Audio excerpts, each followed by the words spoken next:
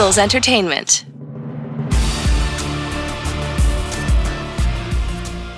Welcome, Eagles everywhere, to the Eagles Insider Podcast, presented by Lincoln Financial Group.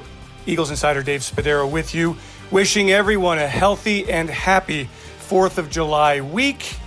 And we all hope that later this month, training camp will begin at the NovaCare Complex for the Eagles and for the rest of the NFL. We all have our fingers crossed on that one. Got a good one for you today. Wanted to get an outside perspective on what beat reporters, guys who cover the team on a daily basis, think the biggest concern for the Eagles is going into this training camp. We're also going to revisit Stats Corner with Jacob from the Eagles Kids Club. But first, we want to visit with Jordan Mailata, who, look, back in 2018, the Eagles went after him in the 7th round of the NFL draft. And he was so impressive despite having never played the game of American football. A physical specimen at 6'8", 346 pounds, played his football in Australia along with rugby. And then he came to America as part of the exchange program to learn the game of American football. The Eagles were so impressed with his athletic ability that they used a 7th round draft pick on him. The returns to date have been, I guess you would say, at the project level. Everyone knew that Mailata would take some time to develop. And the question is, going into year 3, having spent his first 2 seasons on injured reserve with a back injury, is the development ready to step on the field and be a productive NFL player for an Eagles offensive line that all of a sudden has some question marks, with Andre Dillard slated to start for the first time on a full-time basis at the left tackle position, with a gaping hole at right guard in the wake of Brandon Brooks' season-ending Achilles tendon tear. Is Jordan Mailata ready to contribute? Now, the Eagles used 2 of their 10 draft picks on offensive linemen, Jack Driscoll and Prince Tega Wanago. So there's some competition for Mailata. It is not a given at all that he makes this 53-man roster. So we haven't heard from him for a long time. We're going to hear from him right now. Jordan Mailata, he says he's ready to get on the field and be a big-time player for the Philadelphia Eagles. All right, Jordan Mailata, long time no talk. How you feel? How has your off-season been? What a crazy off-season, right? Yeah, it's been, mate, certainly one that I've never experienced ever. You're saying, have you been in Philly the whole time, Jordan? Yes, sir. Been here the whole time. All right, let's talk a little football. What I guess gives you hope that you're a better football player now than you were, a year ago?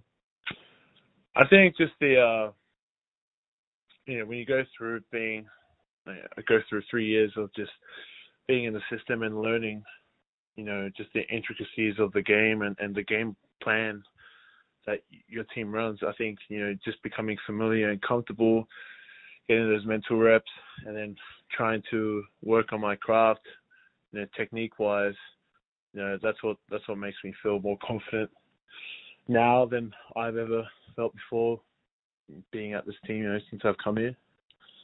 So, yeah, I guess you just you gain the edge and you gain experience, even if you're on IR 2 years in a row.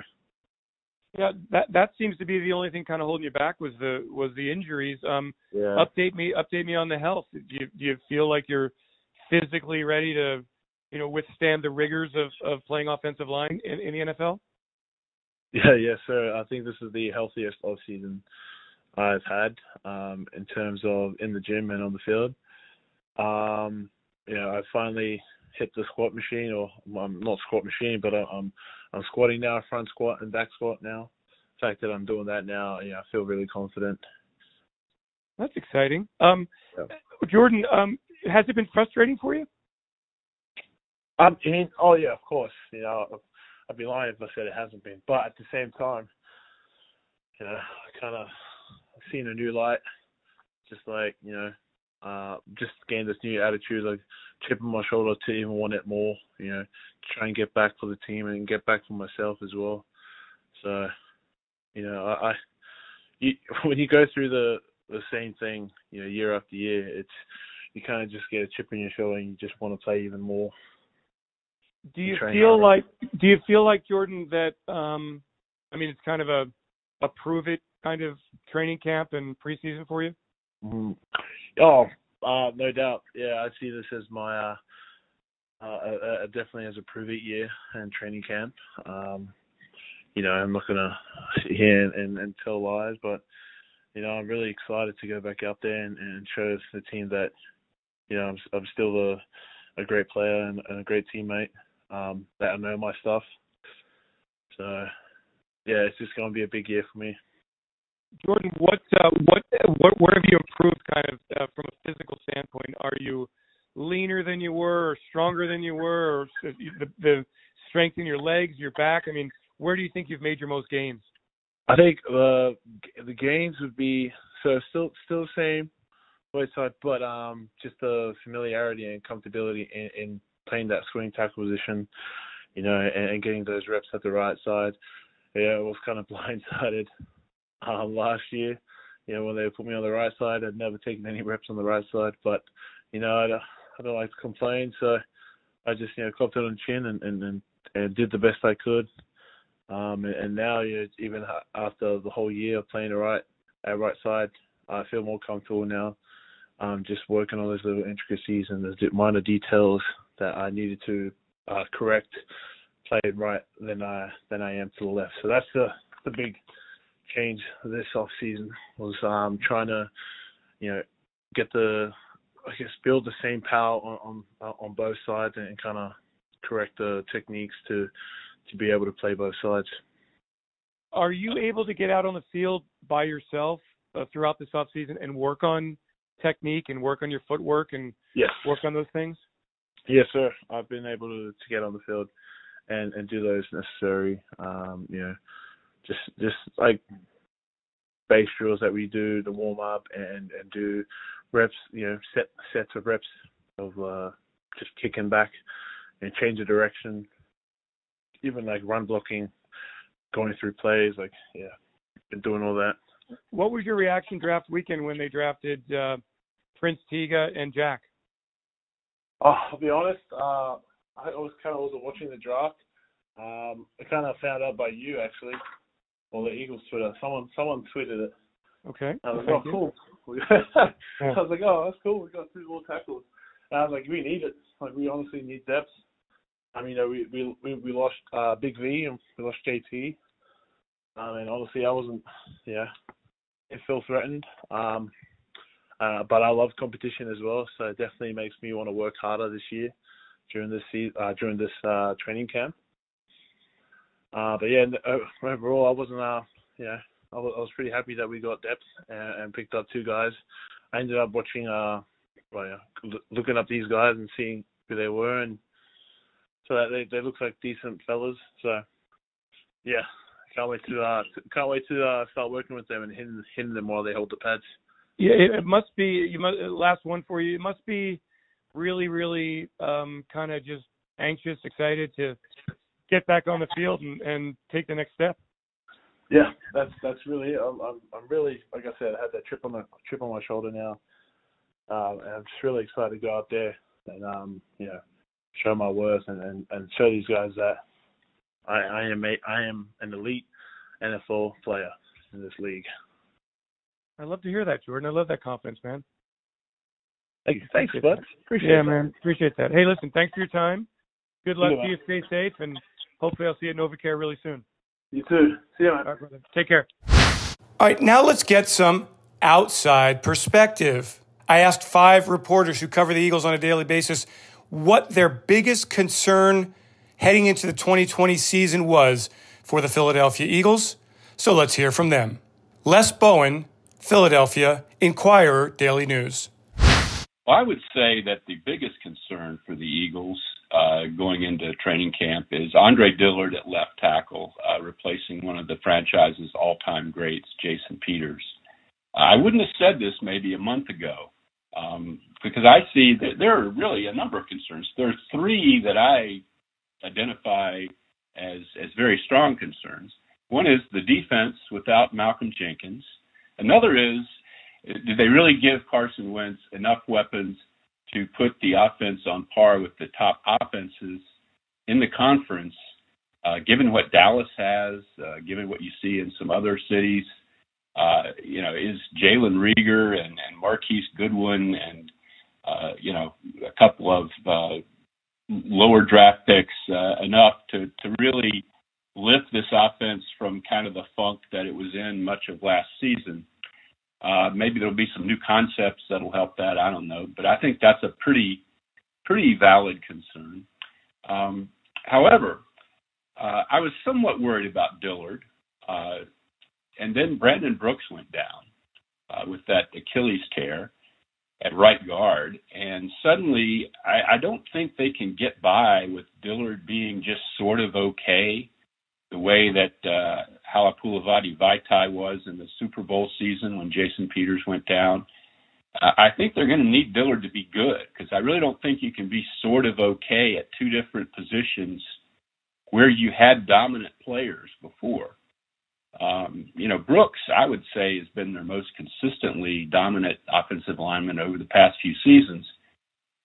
Whoever steps in there, maybe it'll be Matt Pryor, certainly has his work cut out for him, but that's a less vital position than left tackle. I really think, it all starts with the lines. I mean, the Eagles have been very consistent about that over the last several years, and the offensive line looks quite a bit dramatically less proven than it has been in a number of years. And I really think Andre Dillard is the key to that. I think you can get by with Pryor or Herbig or whoever just being okay as a replacement to Brandon Brooks if Dillard is really good, if he is more than just average. And that's a lot to ask of him because he didn't play a lot as a rookie, and he had a lot of things to learn. We've heard from Brandon Brooks that Andre has added weight and he's stronger, which was really his biggest issue. He's extremely athletic. He can stay in front of a pass rusher. He just can get knocked aside is his biggest thing. So I think he's the linchpin, really, of this offense going forward to me. And, of course, we're assuming here that the Eagles aren't going to make some sort of move to bring back Jason Peters. I don't think that's likely. But, since we haven't seen Andre Dillard, we didn't have the spring work, which I think would have been very important for someone like him. I'm very, very curious as to how that will go and what he will look like when he shows up. John Clark, NBC 10 Sports. When I look at this football team, I see a lot of depth at a lot of positions. And so when you say, what is the biggest concern? I absolutely, in my mind, think it is the offensive line because of Brandon Brooks being gone for the season. That is such a huge loss. He is one of the best players on the Eagles, and they like to run a lot of plays and running plays to the right side of that offensive line. And when you combine the loss of Brandon Brooks with you're going to be going with Andre Dillard, and you're not 100% sure what he is. We're hearing great things. Brandon Brooks says he's gained 15 to 20 pounds of muscle and strength, and that's what he needed. But you don't have that stability of the offensive line that you've had. Jason Peters has been there forever, Hall of Famer. So you don't have that stability, and that's what I'm worried about. The good thing is Matt Pryor got some experience last year, and you hear Trey Thomas and some other experts say that he looked pretty good in that playoff game, and that playing next to Jason Kelsey, one of the smarter offensive linemen in the league, even though he's going to be 33 in November. I think there are question marks on that line, and stability is the problem. But hopefully Andre Dillard can take over at left tackle and Matt Pryor can step in. But that is my biggest concern. If Brandon Brooks did not go down and was lost for the season, I would say my biggest concern is safety and possibly linebacker. But, they don't play three linebackers pretty much now. And, you can get safeties who play quasi-linebacker sometime. But, you're switching the roles for Jalen Mills. And Malcolm Jenkins has played like 6 or 7 positions over the last couple of years. And he's been able to do everything on defense. So, there's change over there. And Jalen Mills, I have confidence in him, but that's a question mark. He is changing positions, changing roles, and the versatility of Malcolm Jenkins you're really going to miss. Jimmy Kempski, PhillyVoice.com. Yeah, I know this is going to sound strange, but I would say that actually one of the Eagles' biggest strengths, even in 2020, would be my biggest concern this upcoming season. That would be the offensive line. And the reason being is because, they stand the possibility of coming back into 2020 with three of their top six offensive linemen needing to be replaced. And I mean, Jason Peters, they don't bring him back. Brandon Brooks now, obviously, with the Achilles tear. And Halapoulivaati Vaitai in free agency. He signed with the Lions in free agency. He's been obviously an extremely valuable piece over the last 4 years with the Eagles as that swing tackle, and then even last year he filled in a guard at times. So you lose those three out of your top six guys. That's a tall order in terms of trying to replace them. I think that potentially messes up continuity, and it's something that they've had for such a long time. Obviously, Jeff Stoutland is an outstanding offensive line coach. They've tried to beef up the offensive line with depth and developing guys over the last few years. They drafted, of course, Jordan Mailata, Matt Pryor, who may start this year. They drafted Prince Tega Wanogho and Jack Driscoll, obviously, in the 2020 draft. So they do have guys in the pipeline, but I do think that there's a potential for that offensive line to fall off from sort of that elite status and then, and to something that's, maybe a little bit lesser. Now, obviously, most of the teams throughout the NFL would probably, trade their offensive lines for the Eagles' offensive line in a heartbeat. Obviously, Jason Kelce is, in my opinion, the best center in the NFL. Lane Johnson's the best right tackle in the NFL. Isaac Seumalo is really coming along as a pro. I think he's an above-average starter at this point. But again, when you're replacing three of your top six guys, I think that does kind of, that would be my biggest concern heading into this season. So obviously, you're looking at Andre Dillard as the replacement for Jason Peters' first-round pick last year. They moved to get him. They essentially used 3 draft picks to take him in the 2019 draft. And he showed signs of improvement as the year went on last year. I thought his games against the Bears and Bills showed some signs of encouragement, but he really struggled against the Vikings, Cowboys, and Seahawks. So that's a concern area. Obviously, Jason Peters has been sort of a Hall of Famer over the last decade plus for the Eagles. At right guard, you have Brandon Brooks going down. And I would say the first guy up, the guy that'll get the first opportunity to start there will probably be Matt Pryor, who started in the Eagles playoff game against the Seahawks last year. I thought he was fine in that game. He's huge. He's got a lot of power. I would say the quickness is maybe his biggest concern there. And then as far as Halapoulivaati Vaitai goes, who knows how the depth is going to work in terms of replacing him. He was a swing tackle, as I mentioned, and he filled in at right guard at times during the 2019 season. So I think it'll kind of be a mix of guys that sort of fill that role, whether it's Jordan Mailata as a backup left guard, whether it's Jack Driscoll as a backup right tackle. Prince Tega Wanogho obviously has experience both left tackle and right tackle. So I think that those depth spots are sort of wide open in terms of who will get the first crack. It's the first guy off the bench. I think we've kind of taken for granted how good the offensive line has been for so long. You look at teams around the league that their seasons have been ruined by a bad offensive line. But you look at the Vikings, for example. They have good skill position players. They have a great defense. But in my opinion, it's been our offensive line that has really derailed their seasons the last 3-4 years. You look at the Giants and the Eagles' own division, their offensive line has been bad for really a long time. They really have no chance going into every season. Washington even, they have in theory a good offensive line on paper, but they've had some guys go down, and their season's been ruined by that kind of thing. So, the Eagles' offensive line has really been the one constant, the one thing that you could go into every week knowing that they were going to play well. And I think that that's maybe not the case potentially in 2020. You don't know for sure that they're going to be awesome week in and week out like we've come to expect over the last 4 or 5 years. Howard Eskin, WIP, Fox Philadelphia. Well, when you look at this team and you look at the areas in which there should be concern, I would say, and I don't know it's the biggest concern, left tackle. You got to protect your quarterback. You've got to protect your quarterback, and I'm not sure about Andre Dillard yet. He's got to take another step forward. Obviously, the right guard is a concern, losing the best right guard probably in football in Brandon Brooks. But maybe the biggest concern, because defense is what's going to, I think, really make the difference for him, is the depth at the defensive end. After Brandon Graham, and after Derek Barnett, really, what do you have? So if I had to really nail it down, there are concerns.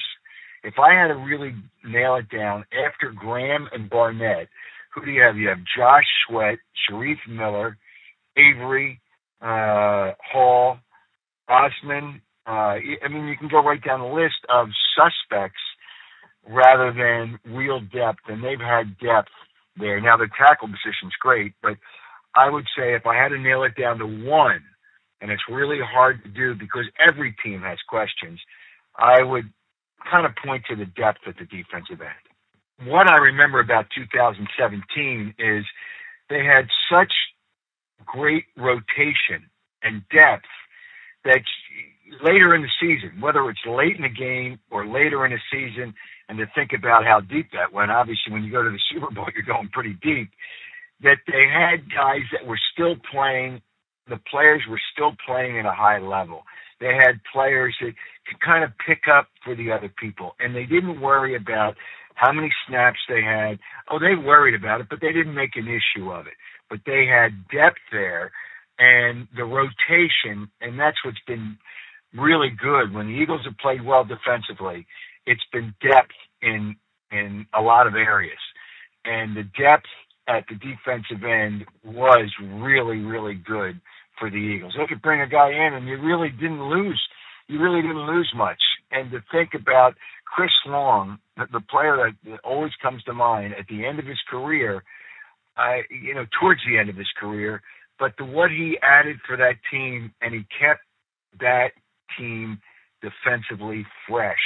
And that's what they love to do. I mean, all teams love to do it. Not all teams can. But the Eagles, one of the reasons they won, a lot of reasons they won a Super Bowl, but that was one of the reasons they won a Super Bowl, is because they really did have depth, not just at defensive end, but certainly on defensive line. Bo Wolf, The Athletic.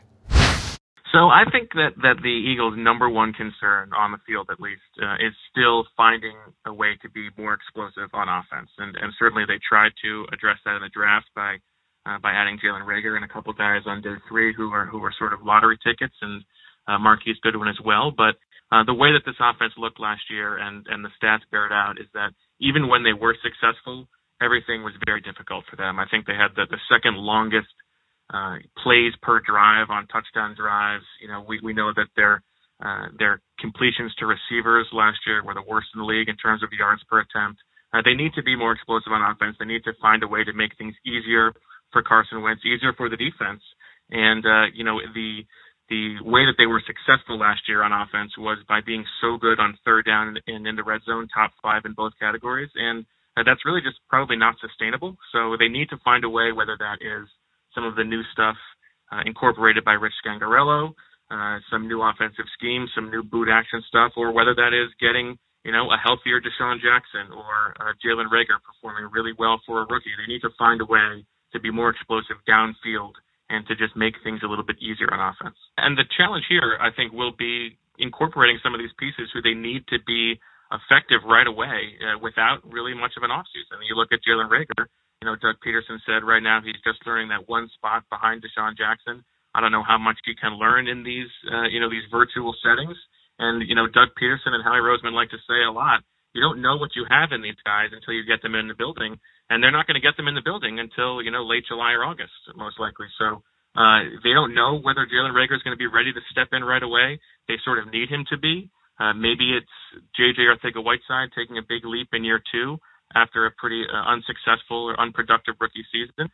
And all the new offensive stuff that Scangarello is bringing to the table and this other pieces of the new coaching staff, how quickly are they going to be able to integrate that? Now, the flip side is if you sort of think that the beginning of the league is going to be a little bit more like backyard football, well, the Eagles have as good of a quarterback, in terms of backyard football, making stuff happen in Carson Wentz as there is in the league. So maybe that's one little good thing in their arsenal. But the flip side to that is no Brandon Brooks means maybe sustaining things on the ground for longer drives is going to be more difficult. So again, I think it comes back to, can they find a way, whether it is through scheme or whether it is through personnel, to be more explosive down the field?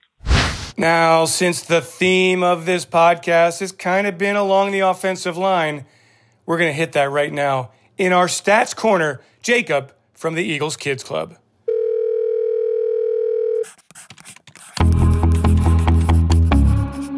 It's time now for our Stats Corner. And to do that, I bring in my trusty Stats Corner assistant, Jacob. Jacob, how you doing, buddy? I'm good. How are you? I'm doing fine, man. I just can't wait for training camp to get here. I think everybody feels the same way.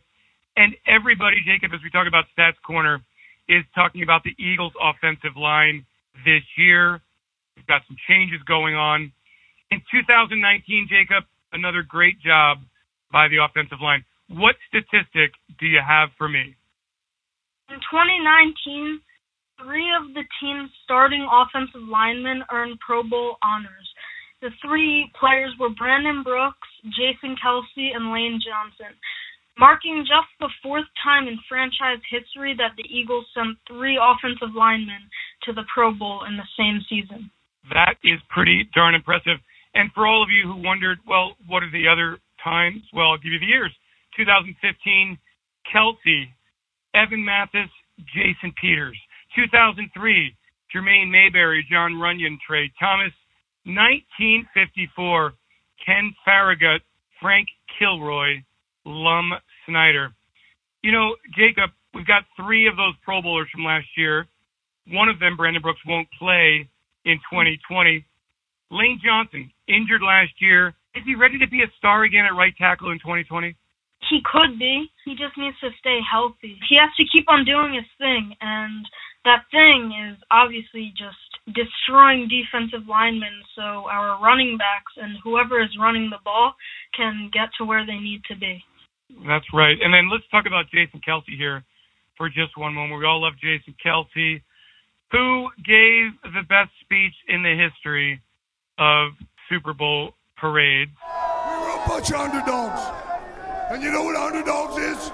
It's a hungry dog. And Jeff Stoutland has had this in our building for 5 years. It's a quote in the O-line room that has stood on the wall for the last 5 years. Hungry dogs run faster. And that's this team. Bottom line is, we wanted it more. All the players, all the coaches, the front office, Jeffrey Lurie, everybody wanted it more. And that's why we're up here today, and that's why we're the first team in Eagles history to hold that freaking trophy. Jacob, tell me a little bit about Kelsey and something that's so important, his ability to stay on the field and remain healthy.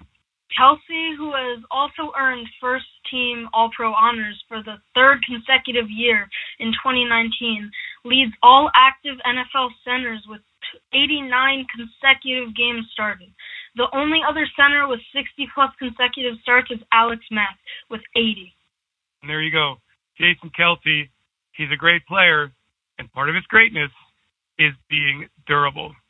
Jacob, from the Eagles Kids Club, we thank you once again. If you are interested in joining the Eagles Kids Club, go to PhiladelphiaEagles.com/Kids Club. Jacob, see you soon. You too. Bye. And just one more item here as we finish up the podcast for this week. Former Eagles wide receiver Harold Carmichael has waited a long time to get that call to the Pro Football Hall of Fame. He finally got it back in the winter. We remember? Let's hear the call. Harold Carmichael going to the Hall. And now, representing the centennial class of the Pro Football Hall of Fame, let's welcome a towering target in the city of brotherly love, Harold Carmichael. Well, now Harold has to wait until 2021 to be inducted into the Pro Football Hall of Fame. The league announcing last week that because of this ongoing pandemic, this ceremony will be pushed back 1 calendar year. I had a chance to catch up with Harold to get his thoughts. Harold, the news comes down from the NFL Hall of Fame that they're going to postpone the induction ceremony until 2021 because of the ongoing pandemic. I'm sorry to hear that, man. How are you feeling about that? I want to get your reaction from that. Well, it's just you got to wait another year. We waited for 30-some years already, so 1 year probably won't make a difference. But, it's kind of let down a little bit. But, you know, you want to get all of these things, the rings, the jacket, the bus, you know, you want to do all of that stuff. And also, you know, really want to celebrate with a lot of family and fans. So, you know, it's a downer, but, you know, like I say, I can wait. Yeah, and the truth is that when they do it right in 2021, and everybody can really enjoy it to the maximum. Is that how you're kind of looking at it? Oh, exactly. I had just finished talking to David Baker, the president of the NFL Hall of Fame, and, you know, he was telling me that it's going to be very exciting, a lot of fun in 2021. So, you know, I believe what they're going to do. You know, the Hall of Fame always does it the right way. So I'm excited about, you know, at least being able to do it next year, you know. But, you know, it's, again, a long time coming, something that, again, I've been waiting on for a long time. But, you know, again, another year, then what can you do? Harold, how is that bust coming along? Have you seen, last time we talked, you said it was looking really good. Have they finished it? I'm quite sure that they have finished it by now. You know, it's been about a couple of months since they sent me pictures of, you know, the just about, I guess you'd say about 85% of the finished product. So hopefully, you know, it should be done by now. All right, Harold. Well, listen, stay safe out there, and let's keep the party going for another year. Oh, thank you very much, David. Hey, thanks for having me on. And, you know, well, you know, again, we get it done in 2021. And we'll get every Eagles fan who can make it out to Canton, Ohio, and really party. Well, we hope so. Thank you again. Thanks, Harold. Take care. All right, bye. That will do it for this Eagles Insider podcast presented by Lincoln Financial Group. Insider Dave Spadaro with you as we turn the corner and really start to think about what's next. We certainly hope it's training camp in late July at the NovaCare Complex. Keep it right here. We will keep you up to date on the inside with the Philadelphia Eagles. If you have a moment to give us a 5-star review, please do so. We appreciate them. We value them. We treasure them very much. Thanks to Ray Doyle and Peter Kelly for all of their work, and thanks to all of you for joining us each and every episode. Insider Dave Spadaro here. It's the Eagles Insider Podcast, presented by Lincoln Financial Group. Everyone have yourselves a great Eagles day. Fly, Eagles, fly. And a happy 4th of July weekend for everyone. Stay safe, everybody.